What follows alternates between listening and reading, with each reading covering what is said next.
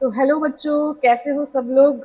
मुझे ऐसा लगता है कि तैयारी बहुत ज़ोरों शोरों से चल रही है तुम्हारी। हाँ, बहुत कम लोग ही कांटेक्ट कर रहे हैं और जो कांटेक्ट कर रहे हैं वो अत्यंत परेशान लग रहे हैं कि भाई कैसे होगा।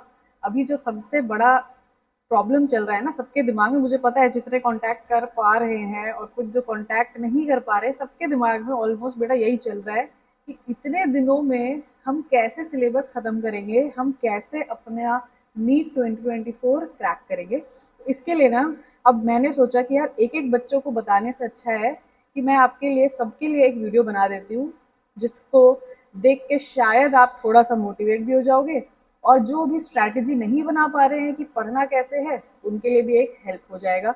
जो बच्चे अपना खुद का स्ट्रैटेजी प्लान करके अच्छे से सिस्टमेटिकली स्टडी कर रहे हैं बेटा, वो बिल्कुल अपनी स्ट्रैटेजी ही फॉलो करेंगे। बिल्कुल इफेक्ट होने की ज़रूरत नहीं है, क्योंकि अपना स्ट्रैटेजी सबसे बेस्ट स्ट्रैटेजी होता है। ये वीडियो खासकर मेरे उन मासूम प्यारे बच्चों के लिए है जो बेचारे इस समस्या में फंसे हुए हैं कि हमको समझ ही नहीं आ रहा है मैम कि हम पढ़े कैसे, सिलेबस इतना सारा दिख रहा है अभी एक साथ और दिन कैसे लग रहे हैं, बहुत कम लग रहे हैं। ठीक है, तो आपके लिए बेटा ये खासकर ये मैं वीडियो बना रही हूँ। अभी सबसे पहले हमारे पास दिन तो खैर 50 दिन से ज़्यादा है, लेकिन मैं 50 डेज का आपके लिए एक बूस्टर प्लान बता रही हूँ टू क्रैक नीट 2024। ये जितने बच्चे हैं ना मेरे प्यारे, यहाँ पे जितने आते थे इस क्लास में, जो हमारे ऑनलाइन वाले बच्चे हैं, जितने बच्चे बेटा, सबके लिए ये वीडियो है। आप सब इस वीडियो को ज़रूर देखो। कुछ पॉइंट्स जो आपको अच्छे लग रहे हैं एक्सेप्ट कर लेना, पूरा अच्छा लग रहा है वीडियो तो पूरा फॉलो कर लेना, और अगर आपको लग रहा है कि नहीं हमारा प्लान ज़्यादा अच्छा है मैम, तो मुझे भी बता देना और आप अपने प्लान पे ही स्टिक करना। ठीक है बेटा, तो this is 50 days booster plan to crack NEET 2024। ठीक है, अब सबसे पहले तो 50 डेज से तो हमारे पास थोड़ा ज़्यादा दिन है ना। आज क्या है, 7 मार्च हो रहा है ना। अभी अपने पास एग्ज़ाम का डेट क्या है सबको पता ही है, पता है ना। बार बार मैं डेट बोलूँगी तो फिर अभी 4 बच्चे ऐसे आसमान देखने लग जाएंगे कि दिन आ गए, अब क्या होगा। हाँ, तो इसीलिए डेट नहीं बोलती मैं, आपको पता है कितने दिन बचे हैं, है ना। अब अपने पास यार कुछ चीज़ों का ना क्या होता है, सबसे पहले यार देखो, कभी भी अपन प्लान करते हैं ना तो सबसे पहले किस पे फोकस करते हैं, प्रॉब्लम पे, है ना। प्रॉब्लम्स क्या क्या हो रहा है, इस प्रॉब्लम से अपन निकलेंगे किस चीज़ पे, सॉल्यूशन पे आएंगे। सॉल्यूशन के बाद अपन को देखना है कि यार अप्रोच कैसे करें। यार अप्रोच बहुत बड़ी चीज़ है कि यार आप किस तरीके से अपना प्लान कर रहे हैं स्टडी को। ठीक है, this is very important. Approach is the key to success. ठीक है, अभी बहुत लोग मुझे पूछ रहे हैं कि हम फास्ट नहीं पढ़ पा रहे, हम जितना टारगेट सेट कर रहे हैं नहीं हो पा रहे। बेटा फास्ट स्लो का तो खेल ही नहीं है। खेल किस चीज़ का है, मैं हमेशा आपको बोलती हूँ, कंसिस्टेंसी का खेल है। याद रखना, कछुए और खरगोश की रेस में कौन जीता था, कौन जीता था, खरगोश नहीं ना, कौन जीता था, कछुआ जीता था। क्यों, क्योंकि इट ही वॉज कंसिस्टेंट, है ना। फास्ट और स्लो के लिए आप अभी ये सब माथा पच्ची मत करना, स्पीड अपने आप आ जाएगी। कंसिस्टेंसी बनाए रखना बहुत ज़्यादा ज़रूरी है। ठीक है, तो अभी अपन एक एक करके सारे प्रॉब्लम्स को डिस्कस करते हुए उनका सॉल्यूशन निकालेंगे। सॉल्यूशन निकाल के मैं आपको बताऊंगी अभी कौन सा अप्रोच आप फॉलो करें, और उसके बाद हम क्या डिस्कस करेंगे भैया, आपकी सक्सेस स्टोरी। इसी वीडियो में फिर एक वीडियो बनेगा जिसमें आप अपनी सक्सेस स्टोरी बता रहे होगे, आप लोगों को मोटिवेट कर रहे होगे। ठीक है, अपन तो इसी प्लान के साथ बेटा आगे बढ़ रहे हो। ओके, अब सबसे पहले मैं बताती हूँ आपको क्या क्या प्रॉब्लम हो रहा है। सबसे बड़ा प्रॉब्लम है अभी सेल्फ कॉन्फिडेंस, राइट। अभी क्या हो रहा है, सबसे पहला चीज तो यही लग रहा है कि मेरे से नहीं हो पाएगा भैया, हमसे ना हो पाई। ये तो प्रॉब्लम सबके दिमाग में, सबके दिल में कहीं ना कहीं छुपा हुआ बैठा हुआ है कि यार मेरे से नहीं हो पाएगा। तो भैया उनके लिए सॉल्यूशन क्या है, you can do it, it's never too late to restart. मतलब आप मुझ पे कॉन्फिडेंस रखो बच्चों। आप जितने बच्चे हैं ना जो ये वीडियो देख रहे हैं, आप सब इस नीट को क्रैक करने के काबिल हैं। हम टीचर्स आपको ज़्यादा जानते हैं आपसे, तो हम ये बता सकते हैं कि बेटा आप सब नीट क्रैक कर सकते हैं। अभी भी देर नहीं हुई है। ठीक है, अभी भी हम स्टार्ट करेंगे, अभी भी हम अपने आप को फ्रेशली रीस्टार्ट करेंगे। तो yes, you can do it and you will do it बेटा। मैं ये बोल रही हूँ, आप बिल्कुल कर सकते हैं। ठीक है, दूसरा प्रॉब्लम क्या है आपका, पीयर प्रेशर। पीयर प्रेशर का मतलब होता है कि अभी आपको बहुत सा खुद के अंदर तो कॉन्फिडेंस है, लेकिन कहीं से मम्मी पापा तो या तो कोई दोस्त या तो कोई रिश्तेदार बोल रहा होगा तेरे से नहीं हो पाएगा।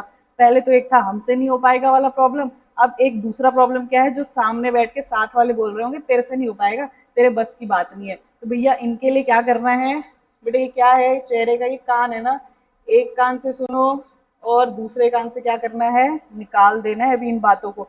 आपको बिल्कुल इफेक्ट नहीं होना है बेटा किसी से भी। आप अभी सिर्फ अपने ऊपर फोकस करो, अपने पढ़ाई पे फोकस करो, और किसी चीज पे फोकस करने की नीड नहीं है। जिनको जो बोलना है बोलने दो। अगर आपसे ये नहीं हो पाएगा तो हो सकता है और भी कुछ अच्छी चीजें आप लाइफ में करने वाले होगे, नहीं भी हुआ तो शायद कुछ बहुत बड़ा करने वाले होगे बेटा आप लाइफ में, ठीक है।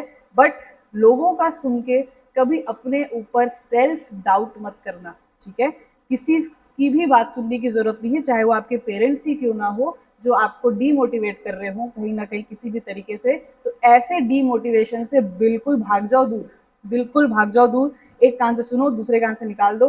बिल्कुल अभी ऐसे वाले स्टेज में रहो कि भैया मैं कुछ सुन नहीं सकती, है ना, मैं कुछ सुन नहीं सकता, मैं सिर्फ क्या देख रहा हूँ, ऐसे घोड़े का नाल लगा के काम करते हैं ना, बस आप अपना काम करते रहो, ठीक है। सेकेंड प्रॉब्लम का सोल्यूशन मिल गया आपको, I hope so. Third problem is discipline. अभी आपके पास इतना ज्यादा टाइम मिल रहा है ना आपको पढ़ने के लिए, तो प्रॉब्लम क्या हो रही है ना कि आप उतना एफिशिएंटली नहीं पढ़ पा रहे हो, ठीक है। एम आई राइट? सबको कहीं ना कहीं ये लग रहा है कि यार शायद मैं 24 घंटे मिल रहे हैं तो 24 घंटे में 23 घंटे पढ़ना था, तब तक अपने को सेटिस्फैक्शन नहीं मिल रहा है। हाँ, या जो 6 घंटे पढ़ रहे हैं या जो 7 घंटे पढ़ रहे हैं वो कोई भी सेटिस्फाइड नहीं है ना। कुछ ऐसे भी होंगे जो 2 घंटे पढ़ रहे होंगे, ठीक है। सबसे बड़ी बात यह है कि अगर आप एक डिसिप्लिन से चलोगे, डिसिप्लिन का मतलब होता है आप एक, अभी आपका लेक्चर हुआ था जिसमें मैमुना ने आपको बहुत सारी बातें बताई थी, उसका मैं जस्ट एक और वर्जन आपको बता दूं कि बेटा डिसिप्लिन हर चीज के लिए बहुत जरूरी है। डिसिप्लिन में ही कंसिस्टेंसी आ जाती है, ठीक है। आप एक मॉर्निंग रूटीन से स्टार्ट कर रहे हो। दो टाइप के लोग होते हैं यार। मैं नाइट पर्सन थी, रात में जग के पढ़ती थी। एक बच्चे होते हैं जो सुबह उठ के पढ़ पाते हैं। तो मैं अपने एक्सपीरियंस से बता सकती हूँ कि यार रात में भी पढ़ना कोई बुरी बात नहीं है, लेकिन ऐसा मैंने देखा है यूजुअली, अब मुझे इतना समय हो गया, एक्सपीरियंस हो गया, तो यार ये जो सुबह वाली पढ़ाई होती है ना वो बहुत ज्यादा अच्छी होती है, क्योंकि अपने पास बहुत सारा समय होता है बेटा, ये बिल्कुल फैक्ट बात है, ठीक है। मैं खुद ये फॉलो नहीं कर पाती थी, तो ये मेरी कमी थी। तो मैं आपको क्या बताती हूँ बेटा, आप हमारी कमियों से कुछ चीज सीख जाओ, ठीक है। अब मैं ये आपको बिल्कुल प्रेशराइज नहीं करूंगी कि आप अपना रूटीन सडनली चेंज कर दो। अगर आपको रात में जग के पढ़ने की आदत है, आप उसी को फॉलो करिए। अभी इन 50 दिनों के अंदर आपको सडनली कुछ नया करने की जरूरत नहीं है। आप उस रूटीन पे स्टिक करिए, चाहे रात में पढ़िए चाहे सुबह उठ के पढ़िए। Yes, I will also prefer कि आप सुबह उठ के पढ़े, बट कोई लोड नहीं है, कोई प्रेशर नहीं आप पे। आप अपने हिसाब से काम कर सकते हैं जो आप, जिस पे आप एफिशिएंटली वर्क कर सके, ठीक है। चाहे दिन हो, चाहे सुबह हो, चाहे रात हो, बट इसके लिए एक चीज याद रखोगे, मैंने आपको जैसे बता दिया है 7 AM टू 10 PM वाला रूटीन, क्योंकि मैं अभी क्या फॉलो कर रही हूँ, मॉर्निंग रूटीन, ठीक है। तो इससे पहले आप जैसे सुबह उठे, थोड़ा सा मेडिटेशन किया, थोड़ा अपने आप को रिलैक्स किए, उसके बाद पढ़ने बैठते हो। 7 बजे से अगर अपन रात के 10 बजे तक पढ़ाई का एक शेड्यूल बना लेते हैं, इसमें बीच में अपन 2-3 घंटे का ब्रेक भी ले लो अगर आप, है ना, 2-3 आवर्स का अगर मैं बोल दूं कि भैया इसमें आप ब्रेक भी ले सकते हो, तो भी अपने पास बेटा मोर देन 10 आवर्स मिलते हैं पढ़ाई करने को, ठीक है। 10 से 11-12 घंटे की पढ़ाई होनी चाहिए। अब इन 50 दिनों में बेटा बिल्कुल जोर लगा देना है, 10-11-12 घंटे तो आराम से पढ़ सकते हो, ठीक है। इससे ज्यादा हो गया तो और अच्छी बात है, ठीक है। बट एटलीस्ट मिनिमम आपको 10 आवर्स की पढ़ाई करनी ही है, ठीक है। ये आपका किस चीज में कवर हो जाएगा, डिसिप्लिन में। डिसिप्लिन मतलब होता है आप एक रूटीन को फॉलो करो, ठीक है। मैंने यहाँ पे 7 AM टू 10 PM लिख लिया है, तो इसका ये मतलब नहीं है बेटा जो रात में पढ़ाई कर रहे हैं वो ये सोच ले कि अब मैम ने बोला है तो मैं सुबह 7 बजे से पढ़ने बैठ जाऊँ। नहीं, अगर आप रात में पढ़ रहे हो तो आप मेक श्योर करो कि आपके पास पूरे दिन भर, रात भर में आपके पास पढ़ने का आवर्स 10 आवर्स मिनिमम होना चाहिए। उससे ज्यादा भी हो सकता है, उससे कम नहीं होना चाहिए बेटा। ये मेरा स्ट्रैटेजी था, मैं 10-11-12 घंटे पढ़ाई करती ही करती थी, ठीक है। समझ में आ गई चीजें। नेक्स्ट बात करते हैं स्ट्रैटेजी पे। स्ट्रैटेजी पे बेटा अभी अपन नेक्स्ट स्लाइड पे डिस्कस करेंगे कि अपने को कैसे स्ट्रैटेजी बनाना है। अब ये स्ट्रैटेजी मैंने बोला आपको 2 एस्पेक्ट है, कुछ लोग अपनी खुद की स्ट्रैटेजी बना सकते हैं, अपना सेल्फ स्ट्रैटेजी बनाइए, उस स्ट्रैटेजी को फॉलो करिए जो आप अभी कर रहे होंगे। हालांकि कोई ज़रूरत नहीं है मुझसे इंस्पायर होकर अपनी स्ट्रैटेजी को चेंज करने की। अगर आप अपने स्ट्रैटेजी पे परफेक्शन आपको दिख रहा है, अगर आपको लग रहा है कि हाँ मैं इम्प्रूव कर रहा हूँ, मैं इम्प्रूव कर रही हूँ, तो बिल्कुल आप अपनी स्ट्रैटेजी फॉलो करिएगा। जो बच्चों को लग रहा है कि आप अपने स्ट्रैटेजी में फेल हो रहे हैं या अपना स्ट्रैटेजी नहीं बना रहे हैं, I am there for you.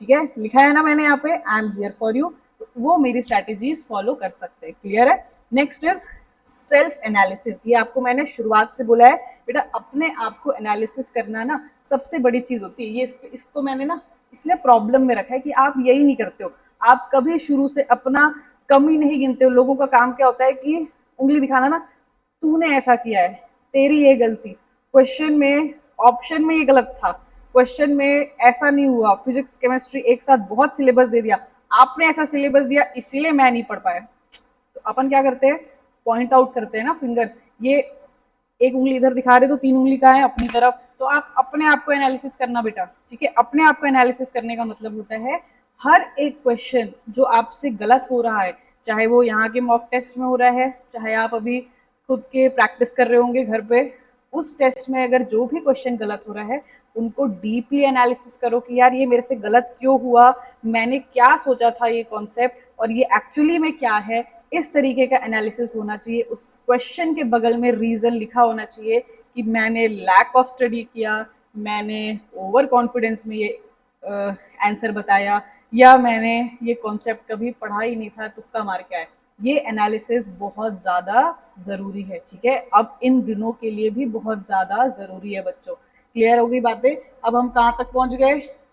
अगर सेल्फ एनालिसिस कर लेंगे तो हमको पता है, शुरू से मैंने आपको बोला है, आपको क्या दिखेगा, जंप दिखेगा बेटा स्कोर में। एक होता है स्कोर का बढ़ना, धीरे गति में बढ़ना। ठीक है, जब अपन सेल्फ एनालिसिस करते हैं ना बेटा, तो ये जो स्कोर है ना, ये सीधे 50-60 नंबर से जंप कर जाता है, क्योंकि आप जब अपनी गलतियां पॉइंट आउट करते हैं ना, तो आपको 50 रीजन मिल जाते हैं कि यार ये कॉन्सेप्ट था, मैंने ऐसा सोचा था, और उस कॉन्सेप्ट को जो आप उस वक्त समझते हो ना, उससे आपके आगे के 10 क्वेश्चन सही हो जाते हैं। ठीक है, तो अपने को क्या मिल जाता है, 10 क्वेश्चन मतलब 40 नंबर का प्लस। ठीक है, बोनस समझ लो, 40 नंबर का आपको क्या मिला, स्कोर में जंप मिला। तो this self analysis is very very very very important बच्चों। क्लियर हो गया यहाँ तक? तो ये आपके कुछ प्रॉब्लम्स थे जो मैंने आपको बता दिया, उनका सॉल्यूशन समझ में आ गया होगा। तो आगे बढ़ते हैं अब अपने स्ट्रैटेजी पे। ठीक है, नेक्स्ट चलो बेटा, तो सबसे पहले अपन आ जाते हैं किस बात पे, स्ट्रैटेजी पे आ जाते हैं, जो हमारा पिछला स्लाइड में मैंने बोला था, आगे आगे कंटिन्यू करेंगे। तो स्ट्रैटेजी अपने को कैसे बनाना है, सबसे पहला तो चीज है reach safe score. Safe score का मतलब क्या होता है बच्चों? सेफ स्कोर का मतलब होता है आप एक ऐसी जगह पे पहुंच जाओ जिस जगह पे पहुंचने के बाद ना आपको फेलियर का डर नहीं रहेगा। ठीक है, तो हमारा नीट में सेफ स्कोर क्या है भैया, 600 हमारा सेफ स्कोर है, क्योंकि अब आपको सबको पता है कट ऑफ बहुत हाई जाता है। तो अब यहाँ तक हमारा अगर कट ऑफ हाई है तो हमारा सेफ्टी वाला स्कोर भी क्या हो जाएगा बेटा, हाई हो जाएगा। अपन क्या रखेंगे, सेफ स्कोर 600 मार्क्स तक हमको लेके आना है। किसमें, ये जो अपन अभी प्रैक्टिस कर रहे हैं ना उन चीजों में, ये 50 दिनों की बात कर रही हूँ मैं। ठीक है बेटा, अब सेफ स्कोर पे जैसे ही अपन आ जाते हैं तो हमारे पास एक तो चीज ये पता चल जाती है प्रैक्टिस के समय पे कि यार हम कितना भी हो जाए, प्लस माइनस 20 भी अगर कर ले तो 580 अबव आपका स्कोर आ जाएगा, नहीं तो 620 आ जाएगा। तो इतने इस रेंज में यार सिलेक्शन होना बिल्कुल बिल्कुल बिल्कुल पॉसिबल है।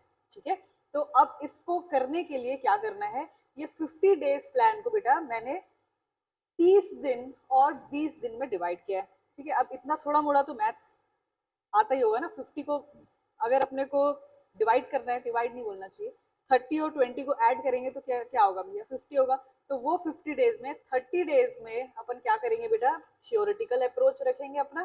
ठीक है, और 20 डेज में कैसा अप्रोच रहेगा, प्रैक्टिकल अप्रोच। ठीक है, थ्योरेटिकल अप्रोच का मतलब है इन 30 दिन में, मतलब शुरुआती 30 दिन में अपन क्या क्या करेंगे, नोट्स रिवाइज करेंगे, एनसीईआरटी पढ़ेंगे और प्रैक्टिस क्वेश्चंस करेंगे। कैसे, रिपीट मोड पर करेंगे, बार बार बार बार बार बार प्रैक्टिस क्वेश्चंस करेंगे। प्रैक्टिस क्वेश्चंस का मतलब होता है जो आप अभी तक करते आ रहे हो वो क्वेश्चंस, जैसे आपके मॉड्यूल के क्वेश्चंस, आपके डीपीपी के क्वेश्चंस, ठीक है, जो आप ऑलरेडी करते आए हो साल भर, वो क्वेश्चंस को फिर से क्या करेंगे, रिपीट करेंगे। और तब तक रिपीट करेंगे जब तक 100% एक्यूरेसी ना आ जाए। समझ में आ गई चीजें?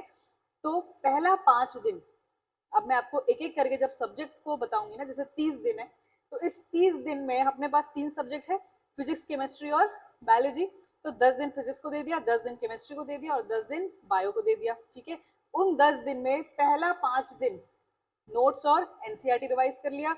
नेक्स्ट का जो 5 दिन है उसको किसके लिए रख लिया, क्वेश्चन प्रैक्टिस करने के लिए, ठीक है। और क्वेश्चन प्रैक्टिस के साथ साथ अगेन जिस कॉन्सेप्ट में अपन गोल हो रहा है, जिस कॉन्सेप्ट में बार बार क्वेश्चन गलत हो रहे हैं, उस कॉन्सेप्ट को फिर से क्या किया, एनसीईआरटी से या नोट से रिवाइज किया। समझ में आ गई बेटा चीजें? प्रैक्टिकल अप्रोच क्या होता है? प्रैक्टिकल अप्रोच का मतलब है जो लास्ट का 20 डेज है, ठीक है, लास्ट का 20 डेज में अपन फुल सिलेबस का टेस्ट करेंगे। फुल सिलेबस टेस्ट मतलब जो आपका मॉक टेस्ट है, आप एक दिन में 1 से 2 मॉक टेस्ट दे सकते हो बेटा। कोचिंग में भी आपका स्टार्ट हो जाने वाला है फुल सिलेबस वाला 9 अप्रैल से, तो आप उस समय से जो मॉक टेस्ट दोगे यहाँ भी दोगे, घर पे भी जाके फुल सिलेबस वाले मॉक टेस्ट दो।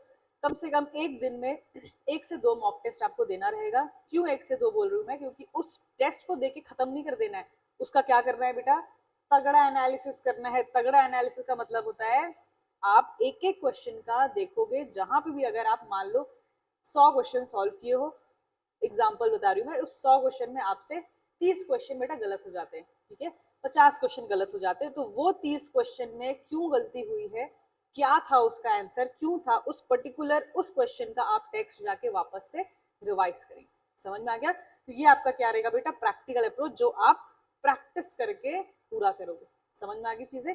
ये जो हमारा 20 डेज का प्रैक्टिकल अप्रोच है ना, इसमें एक तो हमारा क्या हो रहा है, मॉक टेस्ट दे रहे हैं फुल सिलेबस का, प्लस इसको मैंने क्या बताया बेटा, it is your buffer zone. Buffer zone का मतलब है जो इन 30 दिनों में शायद थोड़ा मोड़ा कुछ बच गया होगा ना, तो उसको भी आपको कब कवर कर लेना है, इन 20 दिन में। उसके लिए भी थोड़ा समय, 1-1.5 घंटा का समय निकाल लेना है। समझ में आ गई बेटा चीजें? देखो यहाँ पे 30 दिन में अपन ने 10 डेज डिवाइड किया, 10 दिन फिजिक्स को दिया, 10 दिन केमिस्ट्री को दिया, एंड देन अगेन 10 दिन किसको दिया, बायो को दिया। समझ में आ रही है बेटा चीजें? इस तरीके से अगर अपन डिवाइड कर लेते हैं, टारगेट सेट कर लेते हैं ना कि यार मेरे पास 10 ही दिन है पढ़ने के लिए फिजिक्स को, 10 ही दिन है बायो पढ़ने के लिए, तो इस तरीके से ना आप पूरी तरीके से डिसिप्लिन में आ जाओगे। आपको 1 मिनट भी वेस्ट करने से पहले बहुत डर लगेगा, क्योंकि आपको पता होगा कि आज अगर मैं नहीं पढ़ी तो शायद मेरा अगला 10 दिन जो केमिस्ट्री का होने वाला था उसमें 9 दिन बच जाएंगे। समझ में आ गई बेटा चीजें? क्लियर है? नेक्स्ट अब देखते हैं अपन एक एक करके, देखो इस चीज को। अब मैं आपको एक एक सब्जेक्ट का बता रही हूँ, जैसे फिजिक्स, केमिस्ट्री, बायोलॉजी हमारा। तो फिजिक्स से जैसे अपन स्टार्ट कर रहे हैं, तो फिजिक्स में 5 डेज में सबसे शुरुआत का जो पहला 5 दिन है, उसमें अपन ने क्या किया है बेटा, फुल एनसीईआरटी पढ़ा। एनसीईआरटी को धीरे धीरे एक एक लाइन पढ़ना है। फिजिक्स और केमिस्ट्री के एनसीईआरटी बेटा फास्टली रिवाइज करना है। ये बायो की तरह नहीं होता है, क्योंकि इसमें कॉन्सेप्चुअल पार्ट ज्यादा होता है, फिर भी एनसीईआरटी को इग्नोर नहीं करना है, ठीक है। ये जो स्ट्रैटेजी, मैं अगेन आपको एक बात बता दूं, ये स्ट्रैटेजी बेटा मेरी स्ट्रैटेजी थी, जरूरी नहीं है आप सब ये फॉलो करें। जिनको लग रहा है कि आपकी स्ट्रैटेजी अच्छी नहीं है तो बिल्कुल आप फॉलो कर सकते हैं, और जिनको लग रहा है आप अपने एक अच्छे स्ट्रैटेजी में चल रहे हैं, इंप्रूवमेंट हो रहा है बेटा, आप बिल्कुल अपनी स्ट्रैटेजी को फॉलो करेंगे। क्लियर है? फिर से सुन लीजिए, पहला 5 दिन फुल एनसीईआरटी रिवाइज किया, एनसीईआरटी के साथ साथ जो आपके क्लास के नोट्स है उनको रिवाइज किया। उस साथ साथ क्या करना है बेटा, फॉर्मूला रटो लिखा है मैंने यहाँ पे, है ना। फॉर्मूला रटो क्यों लिखा है? क्योंकि भाई कुछ फॉर्मूलाज हमको याद करने ही है, ठीक है, बहुत सारे फॉर्मूला है। अब मैं कैसे करती थी, जैसे एक चैप्टर पढ़ रहे हैं फिजिक्स का, अब उस फर्स्ट चैप्टर जैसे मान लो ग्रेविटेशन पढ़ रहे हैं, तो ग्रेविटेशन का जितना फॉर्मूला है एक यहाँ पे कॉपी, नेक्स्ट अलग एक रफ कॉपी रखे रहो। स्टार्ट फर्स्ट पेज से जितने फॉर्मूलाज आपको मिलते जा रहे हैं फटाफट उस कॉपी में लिखते चले गए। नेक्स्ट चैप्टर आप पढ़ रहे हो, मान लो लॉज ऑफ मोशन, तो वह लॉज ऑफ मोशन में जितने फॉर्मूलाज आ रहे हैं उसको उसी कॉपी में लिखते चले जाओ। तो जब आप फिजिक्स कंप्लीट होगा ना, तो आपका ये जो रफ बुक है उसमें कम से कम 10-15 पेज भरा रहेगा फॉर्मूलाज का, ताकि आप उस फॉर्मूलाज को जल्दी जल्दी क्या कर पाओ, रिवाइज कर पाओ। समझ में आया बेटा? इस तरीके से अपन एक साथ जब सारे फॉर्मूलाज पढ़ते हैं ना, तो ज्यादा अच्छा प्रोडक्टिव रिजल्ट निकल के आता है, क्योंकि हमको सारे फॉर्मूलाज एक साथ दिख रहे होते हैं। समझ में आया बेटा? अब ये एनसीईआरटी कर लिया, नोट्स कर लिया, फॉर्मूलाज रख लिया, जितने डेरिवेशंस थे वो देख लिए, कॉन्सेप्ट्स वाला पार्ट देख लिया क्योंकि आप थ्योरी पढ़ रहे हो 5 दिन, ठीक है। ये पूरे चैप्टर के मतलब फिजिक्स में।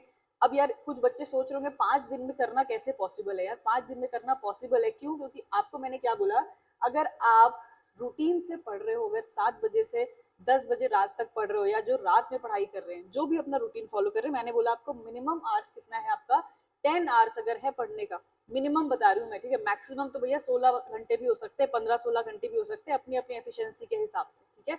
तो इस हिसाब से मिनिमम 5 दिन में कितने घंटे बेटा आपके पास पढ़ने के लिए, 50 आवर्स है। एक दिन में अगर 10 घंटे पढ़ रहे हो तो 5 दिन में कितने घंटे पढ़ रहे हैं, 50 घंटे। और 50 घंटे में बेटा दोनों 11th और 12th का फिजिक्स का नोट्स, एनसीईआरटी, फॉर्मूला रटने वाला पार्ट आराम से हो सकता है, ठीक है, आराम से हो जाएगा। बिल्कुल आप करना स्टार्ट तो करो, आपको खुद ही समझ में आ जाएगा कि यार ये इजी है करना, ठीक है। क्लियर हो गया। नेक्स्ट 5 डेज में क्या किया अपन ने, सारे पीवाईक्यूज लगाए, ठीक है। जितना फॉर्मूला एप्लीकेशन वाला क्वेश्चंस था वो किया। पीवाईक्यू में याद रखो 2016 से 2023 वाले जो पीवाईक्यूज है उनको बिल्कुल मिस नहीं करना है। उनके पहले वाले तो फिर भी उस वक्त सिलेबस पैटर्न बड़ा अलग होता था, बट इस समय आपका 2016 के बाद वाले जितने पीवाईक्यू है ना बेटा वो बहुत ज्यादा इंपॉर्टेंट है। और जितना फॉर्मूला एप्लीकेशन क्वेश्चन है जो आपके नोट्स वगैरह में है, ठीक है, जो सर करवाते होंगे क्लास में, वो सारे क्वेश्चन को आपने एक बार प्रैक्टिस कर लेना है। जो भी आप मॉड्यूल करते थे उन सब प्रैक्टिस क्वेश्चंस को जो आप पहले से करते आए हो बेटा, उन्हीं क्वेश्चंस को वापस से प्रैक्टिस करना है।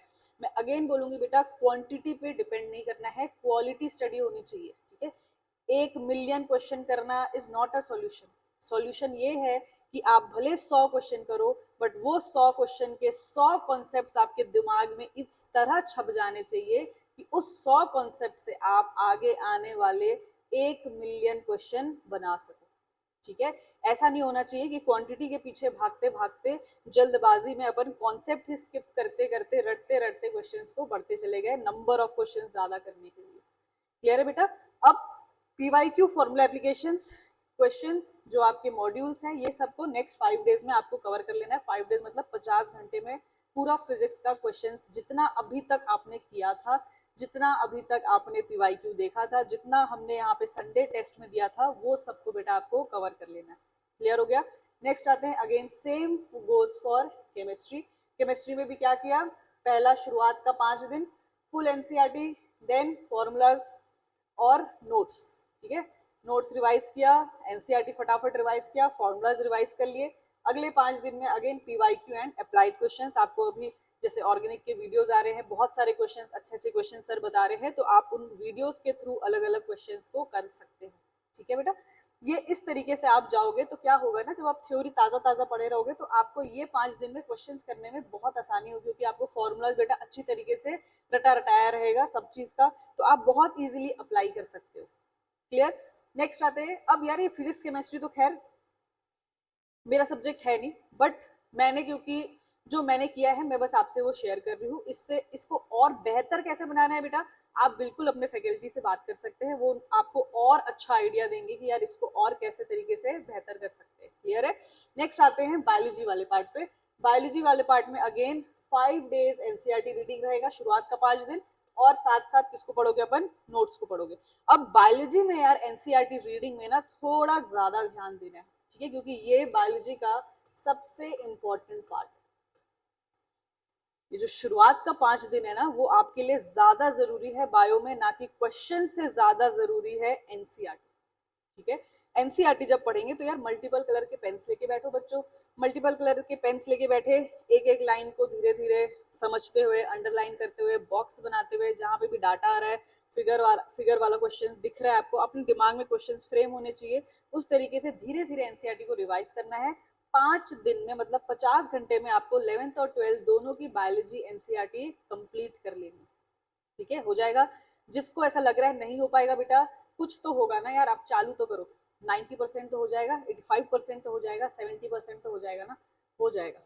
आप एक बार करना स्टार्ट करोगे, आपको पता ही नहीं चलेगा कि कब कितना फटाफट इस तरीके से सिस्टमैटिकली पढ़ने से कितनी आसान हो जाती है बेटा चीजें, ठीक है। एनसीईआरटी रीडिंग करने के बाद, नोट्स रीडिंग करने के बाद, अगला 5 दिन अगेन पीवाईक्यू क्वेश्चंस और क्वेश्चंस जो हम डीबीबी में दे रहे हैं, जो मैं हर थोड़े दिन में आपको डीपीपी दे रही हूँ, NCERT line by line DPP दे रही हूँ। देन आपका क्वेश्चंस बैंक आ गया हुआ है जो 4 एक्सरसाइज वाला, वो सब क्वेश्चंस। इसके साथ साथ जो आप पूरे साल भर में हो सकता है कोई अलग अलग बुक को फॉलो कर रहा होगा, कोई अलग अलग बुक से क्वेश्चंस प्रैक्टिस किया होगा, तो बेटा जो आप साल भर मेहनत की हो ना, उस मेहनत को रिवाइज करना जरूरी है। ये नहीं होना चाहिए कि भाई किसी ने अली ऑब्जेक्टिव की बुक सॉल्व करके रखी है और उसके बाद अब सोच रहे हैं कि यार अब उसको छोड़ दिया जाए, उस समय तो कर लिया था, काम खत्म। ऐसा नहीं, आपने बेटा साल भर जो मेहनत किया है ना, उसको रिवाइज करना बहुत जरूरी है। ठीक है, मैं ये नहीं बोलूंगी कि आप ये डीपीपी करो, मेरी डीपीपी करना जरूरी नहीं, ऐसा कुछ नहीं है। क्वेश्चंस करना जरूरी है। आप जहां से भी क्वेश्चंस कर रहे हो, हम प्रिफर करेंगे कि हाँ यार एग्जैक्टली आप मेरी डीपीपी करो, क्योंकि यार बहुत छन के क्वेश्चंस हम निकालते हैं और मॉड्यूल में भी बहुत अच्छे क्वेश्चंस होते हैं। बट अगर आप दूसरे बुक्स को फॉलो कर रहे हो, तो आप अगर साल भर उन बुक्स को फॉलो किए हो, तो बेटा उन बुक्स का ही क्वेश्चंस को रिवाइज करना है। समझ में आ गई चीजें? जो आप साल भर प्रैक्टिस किए हो, वही क्वेश्चंस को फिर से रिपीट मोड पे प्रैक्टिस करोगे, तब तक रिपीट करोगे। जैसे मान लो 100 क्वेश्चंस किया बायो में, 100 में 60 गलत हो गए, तो वापस से सेकेंड टाइम फिर से 100 क्वेश्चन लगाओ। उस वक्त जब लगाओगे तो हो सकता है उसमें से 40 फिर से सही हो जाए, मतलब 60 जो गलत हुए थे उस 60 में से 40 सही हो जाए। सिर्फ गलत कितने बच गए बेटा? 20। फिर थर्ड अटेम्प्ट लो, तब तक अटेम्प्ट लेते रहो जब तक आपका ये रॉन्ग वाला फिगर जो है वो 0 ना हो जाए। ठीक है, भले आपको 5 रिपीटेशन लग जाए वो 100 क्वेश्चन। क्लियर आ गया बेटा? Repetition is the key to success है, याद रखना। रिवीजन, रिपीटेशन, जितने ये आर वाले वर्ड है ना बेटा, ये सब सक्सेस तक पहुंचाते हैं। क्योंकि आर के बाद ही क्या आता है? P Q R S, S for success. R के बाद ही सक्सेस मिल रहा है, और ये R stands for repetition, R stands for revision, R stands for what? Rock and roll. मतलब रॉकिंग तरीके से बेटा पढ़ाई करना है, बिल्कुल कॉन्फिडेंस के साथ पढ़ाई करना है कि हम नहीं करेंगे तो और कौन करेगा। हम बिल्कुल कर सकते हैं, बिल्कुल कर सकते हो। आप जितने बच्चे हो ना जो ये वीडियो देख रहे हो, आप सब इस तरीके से 50 दिन में भी नीट क्रैक कर सकते हो बेटा। ये मेरा वादा है आपसे, आप ये बिल्कुल फॉलो करिए, आराम से सिलेक्शन हो जाएगा। ठीक है, कर्म करो, फल की चिंता ना करो। ठीक है, चलो नेक्स्ट आते हैं अब। अच्छा ये देखो, मैंने आपको क्या बताया है, बहुत सारे बच्चों को ये डाउट है कि हमारा स्पीड कैसे इंप्रूव करना है। मैं आपको बता दूं, जो 3 घंटे का पेपर है, मेरी स्ट्रैटेजी क्या थी, मैं आपको बेटा बस अपनी स्ट्रैटेजी शेयर कर रही हूँ। ठीक है, 40 मिनट में मैं बायोलॉजी खत्म कर लेती थी, 1 घंटा मैं केमिस्ट्री को देती थी, 1.5 घंटा मैं फिजिक्स को देती थी। समझ में आ गई चीजें? 40 मिनट में अपने पास जैसे ही बायोलॉजी कंप्लीट हो जाता है ना, तो हमारे पास ज्यादा समय होना चाहिए केमिस्ट्री फिजिक्स करने के लिए, क्योंकि यार उसमें थोड़ा सॉल्व करना ज्यादा है, फॉर्मूलाज ज्यादा लगाना है, थोड़ा कॉन्सेप्चुअल पार्ट ज्यादा आता है। तो ये 40 मिनट में बायोलॉजी पूरा करने के लिए कैसा होना चाहिए अभी आपका स्पीड? 20 मिनट में प्लस 40 क्वेश्चन करने का अगर स्पीड आ रहा है आपका, है ना, एक बार टाइमर लगा के देखना कि आप 20 मिनट में कितने क्वेश्चन कर ले रहे हो। 20 मिनट में अगर आप 30, 40 या 40 से ज्यादा क्वेश्चन कर रहे हो बेटा, तो this is the best speed. ठीक है, इस स्पीड में अगर आप सही सही कर रहे हो, मतलब ये आपकी बहुत अच्छी एक्यूरेसी है, आप बहुत अच्छी तरीके से पढ़ ले रहे हो, बहुत अच्छा फास्ट जजमेंट दे पा रहे हो आंसर्स को, तो this is the best and ideal speed to crack NEET. ठीक है, क्योंकि जितना समय कम लगेगा बायो में, उतना समय बचेगा फिजिक्स केमिस्ट्री के लिए, और तभी क्यूमुलेटिव मार्क्स 600 प्लस जाएगा। क्लियर बेटा? ऐसा नहीं होना चाहिए कि 1.5 घंटा बायो में लगा दिया, उसके बाद फिर जो आप लोग यही प्रॉब्लम हो रही है कि फिजिक्स छूट जा रहा है, केमिस्ट्री छूट जा रहा है। छूटना कुछ नहीं चाहिए। ठीक है, पूरा का पूरा क्वेश्चन पेपर अटेम्प्ट होना चाहिए। छूट गया अगर ना, तो फिर बहुत बड़ा फासला हो जाता है बेटा सक्सेस और आपका। ठीक है, आपको पूरा अटेम्प्ट करना है पेपर। अटेम्प्ट करने के लिए आपका टाइम मैनेजमेंट बहुत जरूरी है। 30 से 40 मिनट, 40 से 50 मिनट मैक्सिमम, उसमें आपका बायोलॉजी कंप्लीट हो जाना चाहिए। क्लियर बेटा? इसके लिए अभी जो आप प्रैक्टिस करोगे उसमें टाइमर लगाएंगे, 20 मिनट में प्लस 40 क्वेश्चंस का टारगेट लेके चलिए। 50 दिन में ये टारगेट, अभी हो सकता है 20 कर रहे होगे क्वेश्चन, 30 कर रहे होगे, 50 दिन में आप ये लगातार जब करते जाओगे ना बेटा, स्पीड ऑटोमेटिकली आ जाएगी। क्लियर है? कंसिस्टेंट रहना है, मैंने आपको पहले भी बोला है, कंसिस्टेंसी ज्यादा जरूरी है, ना कि फास्ट होने से, ना कि स्लो होने से। ये फास्ट और स्लो अपने आप आ जाता है जब इंसान कंसिस्टेंट होता है। क्लियर? चलो नेक्स्ट आते हैं। अब जो भी मैंने डेज बताए, जैसे 5 दिन मैंने थ्योरी को दिया, जैसे फिजिक्स की थ्योरी को 5 दिन दिया, 5 दिन मैंने क्वेश्चंस को दिया। डेज आप अपने हिसाब से बेटा ऊपर नीचे कर सकते हो। ठीक है, किसी को लग रहा है कि मैं 3 दिन में ही एनसीईआरटी और नोट्स का रिवीजन कर सकता हूँ, एक एक नजर मार सकता हूँ, तो बेटा आप 3 दिन बिल्कुल कर सकते हो, बचा हुआ 7 दिन आप न्यूमेरिकल प्रैक्टिस कर सकते हो। ठीक है, ये डेज का ये जो खेल है ये आपके हाथ में है, सब इंडिविजुअल है, सबका अलग अलग स्पीड है, सबका अलग अलग पैटर्न है, आप बिल्कुल अपना पैटर्न फॉलो कर सकते हो। क्लियर बेटा, डेज को ऊपर नीचे कर दिया जाएगा एज पर योर कन्वीनियंस। इस अप्रोच को मैंने क्या लिखा है बेटा, सैंडविच अप्रोच। सैंडविच अप्रोच का मतलब पता है क्या होता है, भूख लग गई क्या भाई, सैंडविच सैंडविच बोल रहे हो मैम, भूख लग रही है, बर्गर खाना है। हाँ ऐसा नहीं, बर्गर सैंडविच से भी दूर रहना, 50 दिन में तबियत मत खराब कर लेना, तबियत खराब कर लिया ना अगर, तब तो वही वाली बात हो जाएगी, ना रहेगा बांस ना बजेगी बांसुरी वाली बात हो जाएगी, है ना। बांस ही हमारा खराब हो गया तो बांसुरी तो नहीं बज सकती, है ना। तो सैंडविच अप्रोच का क्या मतलब है, सैंडविच अप्रोच का मतलब है बेटा, देखो हमने स्टार्टिंग कैसे किया है, ये सैंडविच अप्रोच ना आगे भी आप बहुत काम आने वाला है। ठीक है, कभी भी अपन जैसे कॉम्पिटिटिव एग्जाम्स अभी तो आप दे ही रहे हो, नेक्स्ट आप मेडिकल कॉलेज में जब जाओगे इंटरनल एग्जाम्स दोगे, उस समय भी यार हमको बहुत सारा होता है पढ़ने के लिए सिलेबस, है ना।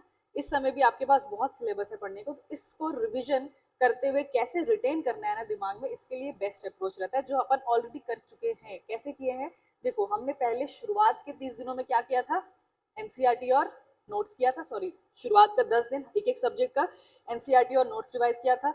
देन फिर क्या किया, क्वेश्चंस किया, 10-10 दिन जो आपने सब्जेक्ट को दिया उसमें शुरुआत का 5 दिन एनसीईआरटी नोट्स, देन 5 दिन क्या किया, क्वेश्चंस किया।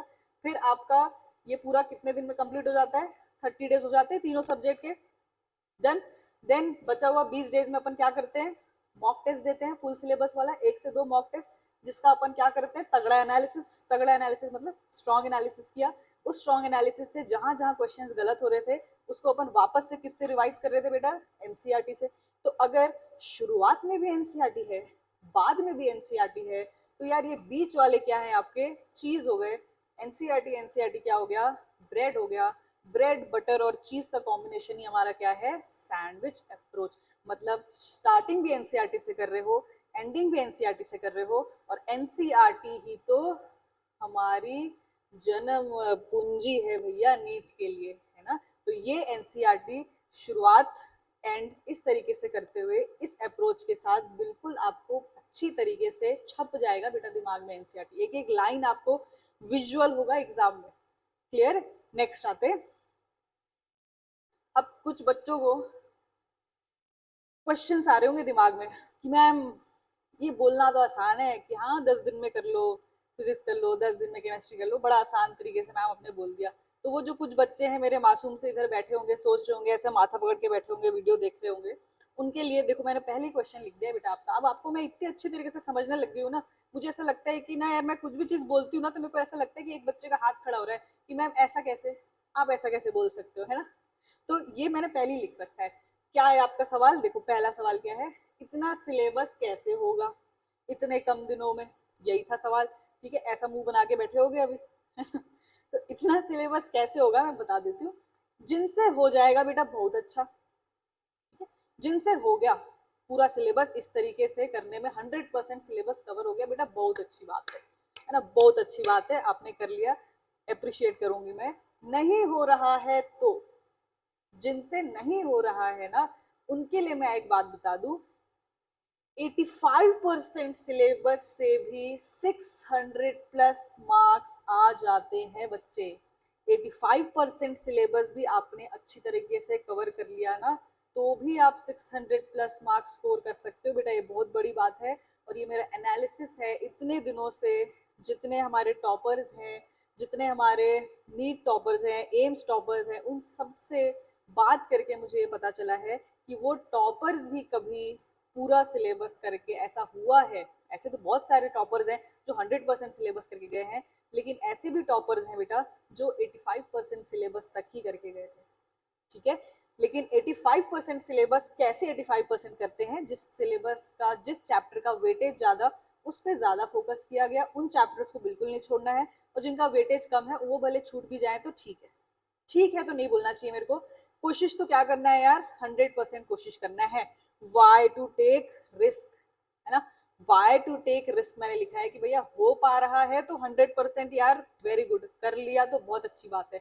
लेकिन जिससे 100% नहीं हो रहा है उनको डरने की जरूरत नहीं है, उनको घबराने की जरूरत नहीं है, उनको अपना कॉन्फिडेंस लूज करने की जरूरत नहीं है। आप ये बात मेरी याद रखना, 85% भी अगर हो गया ना तो भी आप 600 प्लस मार्क्स ला सकते हैं। क्लियर बेटा, समझ गए मेरी बात यहाँ तक? नेक्स्ट दूसरा सवाल जो भी आपके दिमाग में आ रहा होगा मैं बताती हूँ। अब हमको पता है ना, अंदर की बात तो मुझे पता है, फिजिक्स केमिस्ट्री से डर लगता है ना, या नहीं बन पा रहा है तो क्या करें? क्योंकि यहाँ पे ऐसे बहुत बच्चे हैं जो बायो इसलिए थोड़ी लिए थे कि डॉक्टर बनना है, बायो इसलिए लिया था कि मैथ्स नहीं पसंद था, राइट? अब यार फंस गए यहाँ पे कि यार बायो पढ़ने आए थे, ये क्या हो गया, फिजिक्स केमिस्ट्री दोनों में क्या आ गया, मैथ्स आ गया, तो वो पहले से डर के बैठे हैं। ऐसे बहुत बच्चों का अभी कॉल आता है मेरे पास, अभी अभी मैंने जस्ट कॉल में बात की है। तो यही है कि फिजिक्स केमिस्ट्री करने का मन ही नहीं करता है। क्यों भाई? क्योंकि मैथ्स अच्छा नहीं लगता है, समझ सब आता है लेकिन इच्छा नहीं हो रही है कि फिजिक्स केमिस्ट्री कर पाए, है ना? तो ये ऐसे बच्चे जिनको नहीं लग रहा है, डर लग रहा है फिजिक्स केमिस्ट्री करने में, जिनका कॉन्फिडेंस कम हो रहा है, उनके लिए मैं बता दूं, देखो सब सब्जेक्ट बन गया, सब सब्जेक्ट मतलब फिजिक्स केमिस्ट्री बायो तीनों अगर कर लिया तो बल्ले बल्ले भाई, शाबा शाबा भाई, बहुत अच्छी बात है। तीनों सब्जेक्ट जिनसे बन रहा है बहुत अच्छी बात है, शाबाशी है यार बेटा।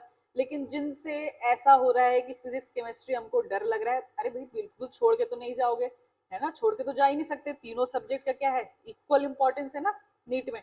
तो अब हमारे पास अगर फिर भी नहीं बन पा रहा है, फिजिक्स केमिस्ट्री से ज्यादा डर लग रहा है, जिस वजह से आपका कॉन्फिडेंस अभी बहुत लो है बेटा, वो बच्चे मेरी बात ध्यान से सुने। आप स्ट्रैटेजी 2 पे फोकस करें, और ये मेरा स्ट्रैटेजी 2 क्या है? अगर आप बायोलॉजी में 350 मार्क्स भी ले आते हैं, कितना स्कोर होना चाहिए बेटा? अगर फिजिक्स केमिस्ट्री नहीं बन रहा है तो बायो पूरा बनना चाहिए, ठीक है? बायो अगर पूरा बन गया मतलब 350 भी आपने मार्क्स ले आए। फिजिक्स में मान लो आप, फिजिक्स में मान लो आप कितना मार्क्स ले आते हैं, 100 ले आते हैं। केमिस्ट्री में कितने मार्क्स ले आए, 150 ले आए। तो ये इनको मिलाएंगे तो कितना मार्क्स हो जाएगा बेटा, 600।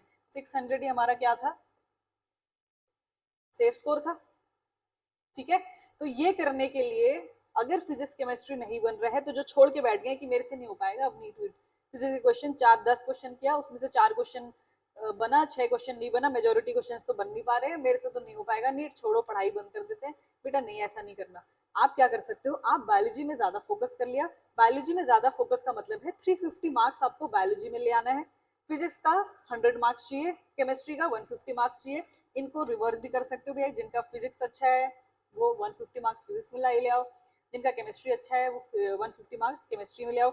इनसे ज्यादा ले आए तो और अच्छी बात है ना? किसी का बायो खराब होगा, है ना? अभी यहाँ पे ऐसे भी बच्चे होंगे जो फिजिक्स केमिस्ट्री को मजा आ रहा है, पता नहीं क्यों ले लिया बायो, है ना? डॉक्टर बनना था, ये नहीं पता था कि बायो पढ़ना पड़ेगा, है ना? तो ऐसे बच्चे जिनके पास लग रहा है दिमाग में कि बायो में नहीं स्कोर कर सकते, वो फिजिक्स केमिस्ट्री जिनका स्ट्रॉन्ग है बेटा, तो फिजिक्स केमिस्ट्री का मिला के आपको कितना मार्क्स हो जाना चाहिए, 350 प्लस। क्लियर? आपको फिजिक्स केमिस्ट्री का मिला के आपको यहाँ पे वो स्कोर कर लेना है, उसके बाद बचा हुआ स्कोर किससे आ जाएगा, बायो से आ जाएगा, ठीक है? तो दिक्कत क्या है ना, आप जो फिजिक्स केमिस्ट्री से डरते हो ना, वही मेन प्रॉब्लम है यार। डरना थोड़ी है आपको, ऐसा तो नहीं है यार, अगर मान लो फिजिक्स में 20 चैप्टर हैं, 20 चैप्टर में से यार कोई तो 4 चैप्टर होंगे जो अच्छे लगते होंगे, या कोई एक चैप्टर तो होगा जो अच्छा लगता होगा। तो वो एक चैप्टर से स्टार्ट करो जो बहुत अच्छा लग रहा है, जिसका आपको लग रहा है क्वेश्चंस बन जाते हैं, उससे कॉन्फिडेंस बनाओ। फिर थोड़ा सा कम अच्छा लगने वाले को, और कम अच्छे लगने वाले को, जो एकदम घटिया लगता है उसको बिल्कुल लास्ट के लिए रखो, है ना? उसको बाद में करेंगे, नहीं भी किया तो चलो छोड़ के चले जाओगे। बस हमेशा याद रखना बेटा, जिस सब्जेक्ट का या जिस चैप्टर का वेटेज ज्यादा है ना, उस पर फोकस ज्यादा होना चाहिए। वेटेज ज्यादा वाले चैप्टर्स को बिल्कुल छोड़ना नहीं है, उसको कैसे भी जिए मरे हालत में अपने को कवर कर लेना है, चाहे बायो हो, चाहे फिजिक्स हो, चाहे केमिस्ट्री हो। बायो आपको तो भैया सारे के सारे चैप्टर्स को बहुत ज्यादा इंपॉर्टेंस देना है, क्योंकि बायो से बेटा स्कोर का जंप मिलता है। क्लियर है? फिजिक्स केमिस्ट्री जिसका बहुत अच्छा है उनको बायो में थोड़ा ध्यान देने की जरूरत है, क्योंकि बेटा बायो में अगर स्कोर नहीं कर पाए तो फिजिक्स में स्कोर, फिजिक्स केमिस्ट्री में स्कोर करने के बावजूद आपका ऑल ओवर स्कोर उतना नहीं आएगा जिससे सिलेक्शन हो पाए। क्लियर है? अगर आप यहाँ पे 350 भी ले आए तो भी हमको बायोलॉजी में कितना मार्क्स चाहिए बेटा, 250 प्लस चाहिए मार्क्स। क्लियर? यहाँ तक समझ में आ गई चीजें? तो क्या करना है, जिन चैप्टर्स का वेटेज ज्यादा है, जिसको फिजिक्स केमिस्ट्री में प्रॉब्लम हो रहा है, जिसको बायो में प्रॉब्लम हो रहा है, जिन चैप्टर्स का वेटेज ज्यादा है उनको पहले कर करके, और जो आपको अच्छे लगते हैं, कोई तो भी ऐसे चैप्टर्स होंगे उनको करके अपना थोड़ा सा कॉन्फिडेंस बढ़ा लिया, फिर पूरा चैप्टर्स को करने की कोशिश करोगे। क्लियर है यहाँ तक? कर लोगे, I think so, hope so कर लोगे बेटा। आई होप कि आपको ये समझ में आ रही होगी मेरी बातें कि वेटेज जिसका ज्यादा, फोकस उसमें ज्यादा। क्लियर? नेक्स्ट आते हैं। अब देखो क्या लिखा है, स्टॉर्म इज कमिंग। स्टॉर्म का मतलब क्या होता है? तूफान। तूफान का मतलब क्या है यार? आंधी, है ना? आंधी आने वाली। पता है किस चीज की आंधी आने वाली है? बेटा तुम्हारे सक्सेस की आंधी आने वाली है। देखो, सक्सेस की स्टॉर्म आने वाली है भैया, हा हा हा। सक्सेस की आंधी आने वाली बेटा। सक्सेसफुल तो आप बिल्कुल होगे ही होगे, आप अच्छे से अगर इस तरीके से तैयारी करोगे, या आप अपने तरीके से भी इन 50 दिनों में बिल्कुल टाइम वेस्ट नहीं करते हुए अच्छे से रूटीन में डिसिप्लिन के साथ तैयारी करोगे, तो यार आपकी इस सक्सेस की आंधी में वो जितने लोग थे जो ये सोच रहे थे आपसे नहीं होगा, या वो आपका खुद का कॉन्फिडेंस जो आपको बोल रहा था कि आपसे नहीं होगा, वो सब आपको बहते हुए नजर आएंगे बेटा आपकी सक्सेस की आंधी में, और ये सक्सेस आपको मिलेगा ही मिलेगा। ठीक है? तो आई होप कि आपको ये वीडियो पसंद आया होगा बच्चों।